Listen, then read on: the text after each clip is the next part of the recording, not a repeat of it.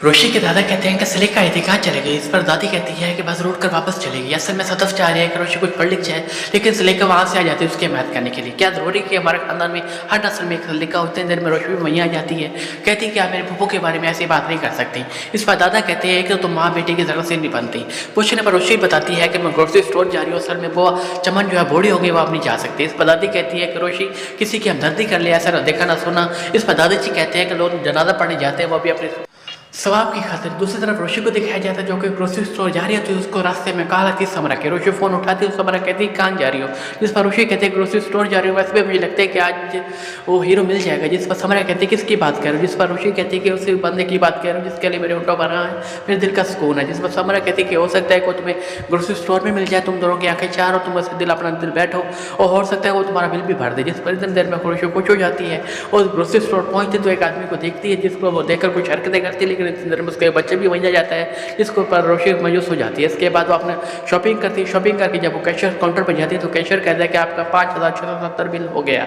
जिस पर रोशी खुश हो जाती है, कहती है कि हो गया, किसने भरा मेरा बिल। जिस पर कैशियर कहते हैं कि आपका बिल भरा नहीं बल्कि आपने देनी है। रोशी पेमेंट करती है, पेमेंट करके वो वापस आ रही हो तो ऐसा ऐसा चल रही होती है क्योंकि काफ़ी परेशान होती है क्योंकि उसका हीरो भी उसके नहीं मिले होता। अभी चलते चलते रोड क्रॉस करने लगती है, लेकिन बेख्याली में, क्योंकि वो नहीं देखते किसी की कार आ रही है। जब वो रोड क्रॉस करने लगती है तो कार के साथ उसका एक्सीडेंट हो जाता है, जिससे वो नीचे गिर जाती है। नीचे गिरते ही रोशी चलाने लगती है। कार चलाने वाला लड़का जो होता है परेशान हो जाता है, वो आगे बढ़ते उसको उठाने की कोशिश करते हैं। देर में उसकी मदर भी वहीं आ जाती है। रोशी कहती है कि आपकी टक्कर से मुझे फ्रैक्चर हो गया, मैं तो चला नहीं जा रहा। उसकी मदर रोशी का ड्रेस पूछती है, जिस पर रोशी अपना ड्रेस बताती है। बाद में पता चलता है कि वो जो कार चलाने वाला लड़का उसकी मदर जो है रोशी के नए हमसाए हैं। रोशी खुश हो जाती है, दोनों जो है उसको घर लेकर आते हैं। बुआ चमन दरवाजा खोलती है, कहती है कि क्या हो गया। जिस पर रोशी कहती है कि बुआ चमन मेरा एक्सीडेंट हो गया। बुआ चमन उसको सहारा लेकर घर ले आती है। कमरे में बैठे होते तमाम घर वाले वही आ जाती हैं। दादी कहते हैं कि मुझे लगता है इसको कुछ फ्रैक्चर नहीं हुआ, ना ही कोई मोच आई, लेकिन रोशी जो है ड्रामा करती रहती है। आखिरकार माही के सहारे वो अपने कमरे में आ जाती है। जब रोशी अपने कमरे में जा रही है तो बार बार वो पीछे लड़के को देख रही होती है, लड़का भी रोशी को देख रहा होता है।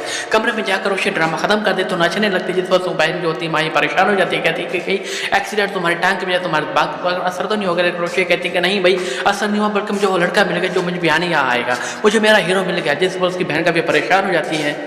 दूसरी तरफ रोशी के हमसाय को दिखाया जाता है जो अपने फैमिली के बारे में उसके घर वालों को बता रही होती है। कहती है कि आज से 4 साल पहले मेरे हस्बैंड की डेथ हो गई थी, उसके बाद कारोबार जो है मेरे बेटे ने संभाला। माशाल्लाह कारोबार जो दिन दिन ऊपर जा रहा है। हमारा जो कारोबार है फर्नीचर का है, हमारा कारखाना बहुत बड़ा है, उसमें हम अलग किस्म की लकड़ी के साथ फर्नीचर तैयार करते हैं। ऐसा फर्नीचर हम नहीं बनाते जैसे आजकल आम घरों में इस्तेमाल हो रहा है, मसलन जैसे आपका लग रहा है। मैं तो कहती हूँ भाई सस्ता रहो, बार बार महंगा रहो, एक बार आपको भी ऐसा फर्नीचर इस्तेमाल करना चाहिए। जिस पर रोशी के घर वाले जो है खामोश हो जाते हैं। इसके बाद अपनी फैमिली के बारे में बताती है, कहते हैं भाई मेरा ससुराल जो था काफ़ी बड़ा बड़ा था, काफ़ी लोग रहते थे उसमें। मेरी आदत जो है समझ जोली किस्म की बातें करने का शौक है। मेरी आदत को मेरे साथ पसंद नहीं करते थे। जैसे मेरे हस्बैंड की डेथ हुई, अपने बच्चे को लेकर अलग हो गई, पहले क्लिफ्ट में रहती थी, इसके बाद यहाँ आ गई।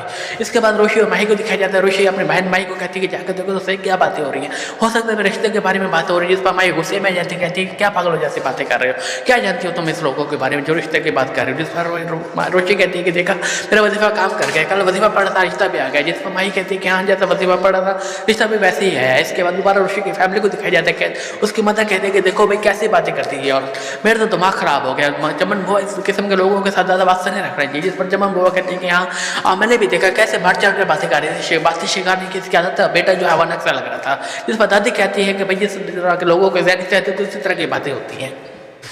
इसके बाद रोशी के हमसाय को दिखाया जाता है जो कि टीवी पर कॉमेडी शो देख रहा होता है, काफ़ी आंसरा होता है। उसके दौरान उसकी मदर भी वहीं आ जाती है। क्या मुझे तुमसे एक बात करनी थी, मुझे बताओ रोशी के बारे में तुम क्या सोचते हो। इस पर उसका बेटा कहता है क्या मतलब है आपकी बात का। इस पर मदर कहती है कि दादा बोले ना मनो, मुझे पता है कल रोशी को बार बार देख रहे थे मीठी नजरों से, वैसे लड़की प्यारी मुझे भी पसंद आई है। मैं सोच रही हूँ तुम्हारे इस तरह को लेकर वहाँ चले जाऊँ। वैसे तुम्हारी चाची को पता चलेगा तो उनके सीने पर सांप लौटेगा। मुझे पता है कि खानदान बड़ा है, उसका दादा भी डॉक्टर है, मदन लकड़ी है, लेकिन इसको कोई फर्क नहीं पड़ता। इस पर लड़का खुश हो जाता है। इसके बाद मोहित तला को दिखाया जाता है। तला जो होता है अपने बेटे के साथ खेल रहा होता है, उसके दौरान उसके फादर भी वहीं आ जाता है। तला कभी परेशान होता है, उसका बेटा जो होता है चला जाता है वहाँ से। बेटा फादर कहते हैं कि क्या परेशानी है। जिस पर तला कहता है कि क्या मोहित के स्कूल गया था, उसके टीचर कहते हैं कि आपका बेटा जो है नॉर्मल नहीं है, बच्चों के साथ मिक्सअप नहीं कर पाता। जिस पर फादर कहते हैं कि भाई सारी परेशानी तुम्हारी है, जब तुम नॉर्मल हो जाओगे तुम्हारा बेटा भी नॉर्मल हो जाएगा।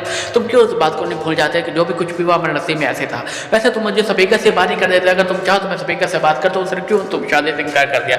मैं तो चाहता था कि वो शादी हो जाता है, इस घर में खुशियाँ वापस आ जाए। जिस पर तला कहता है कि भाई सफीका का इनकार करने का हक बनता था, वो अगर वो शादी नहीं कर जाते तो मैं कोई जोर ज़बरदस्ती नहीं कर सकता। वैसे खुशियाँ जो होती है वो शादी करने से नहीं आती, बल्कि और भी कोई बहुत कुछ होता है। इसके बाद दोबारा रोशी को दिखाया जाता है जो अपने सैर में टहल रही होती है, उसका हमसाया भी उसको देख लेता है, उसके बाद वही आ जाता है, जिस पर उसका हमसाया कहते हैं कि कैसी तबीयत है आपकी, जिस पर रोशी कहते हैं कि मुझे क्या हुआ, जिस पर हमसाया कहते हैं कि कल आपका एक्सीडेंट नहीं हुआ था, जिस पर रोशी कहती है कि हाँ मुझे पूरी रात डर के हमारे नींद नहीं आई, जिस पर हमसाया सोच बैठ कर वहाँ से चले जाता है, जिस पर रोशी कहती है कि वो चमन सही कहती है कि वो हमन अक्सर है। रोहेल के चले जाने के बाद रोशी वहाँ से चली जाती है। आप हमारा पहले आइकन दबाने में ना बोलेगा ताकि हमारे आने वाले हर वीडियोस आपके पास आसानी से आ सके। अगले सीन में जलाल पापा को दिखाया जाता है जैसे वो ऑफिस वापस घर आते हैं, जैसे कमरे में दाखिल होते हैं तो सीधा सिलेका के पास जाते हैं, सिलेका को सलाम करते हैं। सिलेका कहती है बच्ची तुमने मेरे कपड़े इस्त्री नहीं किए, जिस पर जलाल कहता है भाई मैं बेगम तुम्हारे कपड़े इस्त्री करके गया था, जिस पर सिलेका कहती है भाई सामने रख दीजिए, जिस पर जलाल कहता है कहाँ भी लेकर ग्रानी करा दे, जिस पर सिलेका कहती है भाई किसी वासिफ ने बताया था उम्र के रिश्ते के सिलसिले में वहीं जा रही हूँ, जिस पर जलाल कहता है भाई उम्र से तो पूछ लेना रिश्ते के बारे में, जिस पर सिलेका कहती है कि लड़की काफी खूबसूरत है, मैं पूछने पूछाने के चक्कर में वाकई नहीं करना चाहती, जिस पर जलाल कहता है ठीक है जैसे जो तुम्हारी मर्जी। वो उसको सैलरी प्लानिंग की कोशिश करता है, कहता है कि भैया से 26 साल पहले मैंने तुम्हें मजाक में कहा था कि भाई तुम्हारे माँ बाप नादो का नीचे न रखिएगा मैले हो जाएंगे, जिस पर सिलेका गुस्से में आने की कोशिश करते हैं। जलाल क्या हमारा ट्रांसफर था, कहता है भाई मैं तो मजाक कर रहा हूँ। इसके बाद अगले सीन में नींद को दिखाया जाता है जो कि रोशी की दादा दादी के पास बैठे होते, दादी कहते हैं आज आप काफी मुझे से लग रही है, जिस पर नींद कहते कि हाँ आज सुबह से मेरी तबीयत काफी बेहतर नहीं है, मुझे चेक करके बताया कि मेरा ब्लड प्रेशर हाई है, मुझे ब्लड बढ़ा हुआ है। जिस पर जवान बुआ कहती है कि भैया वो डॉक्टर नहीं दूसरे डॉक्टर, जिस पर नहीं कोई नहीं समझते बल्कि क्या हमारा ट्रांसफर पड़ती है। कहती है अच्छा मैं आज से 2 हफ्ते पहले जेठानी को भी खूनी पंचायत हो गई थी, उसमें 2 तवीज़ लिए थे, 2 तवीज़ों में बिल्कुल सेट हो गई थी, आप एक तवीज़ मुझे भी दे देता कि मेरी तबीयत बेहतर हो जाए। इस पर दादी कहती है भैया PhD डॉक्टर दूसरे डॉक्टर नहीं है, जबकि नवीद फिर भी कुछ नहीं समझते हो। कहती है कि ओहो भाई मैं आपके पास एक काम के लिए आई थी, मैं रोशी के सिलसिले में मैं अपने बेटे रहील का रिश्ता आपके बेटी रोशी के साथ करना चाहती हूँ। सुनकर दादा दादी दोनों परेशान हो जाते हैं। दादा कहते हैं भैया हमारे खानदान में जल्दी शादी करने का कोई रिवाज नहीं, अभी रोशी काफ़ी छोटी है, पढ़ रही है, वैसे 2-4 साल बाद आप कोई बात करिए आप। जिस पर रहील कहते हैं कि ओह मुझे भी कोई जल्दी नहीं है, आप मेरे खानदान के बारे में जांच पड़ताल कर सकते हैं, वैसे भी आपने देखा है कि हमारा बेटे का कारोबार काफ़ी अच्छे जा रहा होगा और आप लोगों से काफ़ी बेहतर है। इसके बाद नहीं वहाँ से चली जाती है, जिस पर सदफ जब पता चलता है कि नहीं जो है रोशी के सिलसिले में थी तो रोशी जो मतलब जो होते हैं वो गुस्से में आ जाती है, कहते दिमाग तो ठीक है तुमका, जिस पर आजमत कहते हैं क्यों गुस्सा कर रही हो हमें और अपने इनकार कर तो दिया, जिस पर दादा दादी कहते हैं कि हाँ भाई हमने आपकी तरफ से इनकार कर तो दिया है, वही था कि दोबारा इस कार में नहीं आएंगे। इसके बाद माही को दिखाया जाता है जो कि किचन में बैठी होती है, या कि चमन बुआ कुछ पका रही होती है। माही के चले जाने के बाद रोशी किचन में आ जाती है, कहते हैं बुआ क्या पका रही हो, जिस पर बुआ कहती है कि खुद आकर देख लो क्या पका रही हो। माही को रोशी को देखते हुए कहते हैं कि बुआ तुमने ब्रेकिंग न्यूज़ रोशी को बताई नहीं, जिस पर रोशी कहते हैं क्या छुपाया जा रहा है मुझसे, जिस पर माही कहती है कि भाई नहीं आई थी तुम्हारा रिश्ता रोहिल के लिए लेकर, जिस रोशी जो है खुश हो जाती है। वो चमन का मुंह मिठा कराती है, इसके बाद वो माही की तरफ जाती है तो माही मुंह मिठा करते हुए कहती है दिल चाह तो नहीं रहा तो बस दिल तोड़ते हुए, लेकिन फिर भी तुम्हें बता दूं कि मैंने इनकार कर दिया, जिस पर रोशी गुस्से में जाती है, कहती है क्या मैंने क्यों इनकार कर दिया, मुझसे बगैर इनकार कर दिया, क्या उन्हें अपने बेटे की शादी नहीं करानी, उम्र निकलती जा रही है, क्या मेरी शादी उस वक्त करेंगे जब मेरे घुटनों में पानी नहीं होगा, मैं बच्चों के साथ फुटबॉल खेलूँ। इसी दौरान सदा भी वहीं आ जाती है, माही अपनी माँ को देखकर खामोश हो जाती है, कहते हैं मुझे तो अपनी शादी कर गई यार मानी तो मुझे अपने साना कैसे ढक करो। इस माँ को देखते हुए चमन बुआ कहते हैं भाई रोशी क्यों खामोश हो गई और कोई बात करो।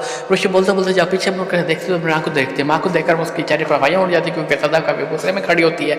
वो कहते हैं कि भाई माही और रोशी दोनों मेरे कमरे में आ जाओ। इसके बाद रोहिल को दिखाया जाता है जो कि बेताबी से अपनी माँ नाहिद का इंतजार कर रहा होता है कि जैसे नाहिद कमरे में आती है, वो कहते हैं अम्मा क्या बना आपसे कोई बात की, इस पर नाहिद कहते क्यों परेशान है भाई, वो लड़की वाले नखरे तो करेंगे ऐसे आसानी से थोड़ी से देंगे, वैसे भी झूठे के सिवाएंगे फिर जाकर वो मानेंगे, वैसे तो परेशान हो तुम्हारी शादी जो भी रोशी से होगी। इसके बाद रोशी को दिखाया जाता है जो कि माँ के कमरे में खड़ी होती है, कहती है कि अम्मी का आप क्यों गुस्सा करें, मैंने कौन सी गलत बात कर दी, आज ने तो कल आपको मेरी और माही की शादी करें तो है।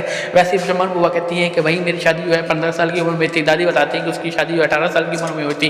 वैसे तलीम का क्या, तलीम तो बाद में भी चलती रहती, लेकिन एक दफ़ा अगर उम्र लड़की की उम्र की शादी चली जाए तो फिर उसके रिश्ते जो आने बंद हो जाते हैं, इसलिए मैं कहता हूँ कि आपको टाइम से शादी कर लेना चाहिए। इसकी बात सुनकर माँ के सर में दर्द हो जाता है, वो माही को कहती है भाई मेरे ब्लड प्रेशर की गोली लेकर आओ, ये ना हो कि मैं उसको मार दूँ या अपने आप को खत्म कर दूँ।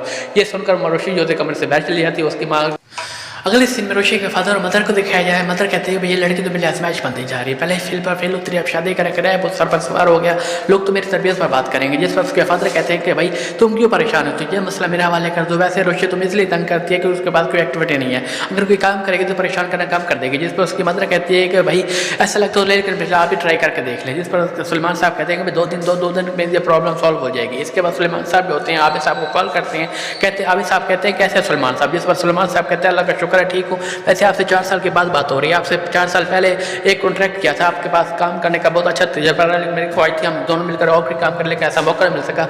वैसे आज भी आपके पास एक काम करने के लिए बात मैंने कॉल की है।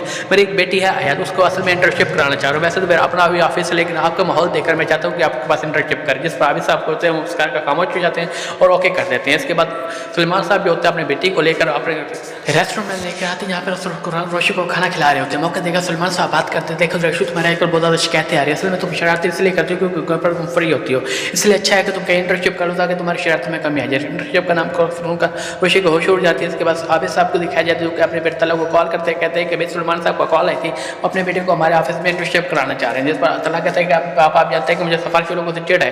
जिस पर आबिद साहब कहते हैं कि हाँ सिफारिशी लोगों से मुझे भी चिढ़ है, लेकिन असल में सलमान साहब से काफ़ी अच्छे ताल्लुकात है, इसलिए मैं उनको मना नहीं कर पाया। इस बात तला जो है खामोश हो जाते हैं। इसके बाद माही को दिखाया जाता है जो कि रोशी के कमरे में आती है।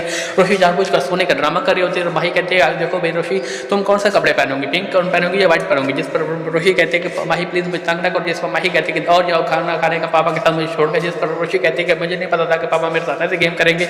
जिस पर माही कहती है कि यही तो पापा का काम है, वो लोगों को आसानी से हैंडल कर लेते हैं। इसके बाद माही जो होती है वो उसको तैयार करने लगती है। रोशी जो होती है पापा के साथ ऑफिस जाने लगती है। रास्ते में पापा रोशी को बताते हैं कि आपने किस तरह काम करना है, लेकिन रोशी जो होती है ध्यान से बेध्यानी से बातें सुनती रहती है, वो उसको ध्यान नहीं देती। इसके बाद पापा जो होते हैं उसको लेकर तलाक के ऑफिस चले जाते हैं।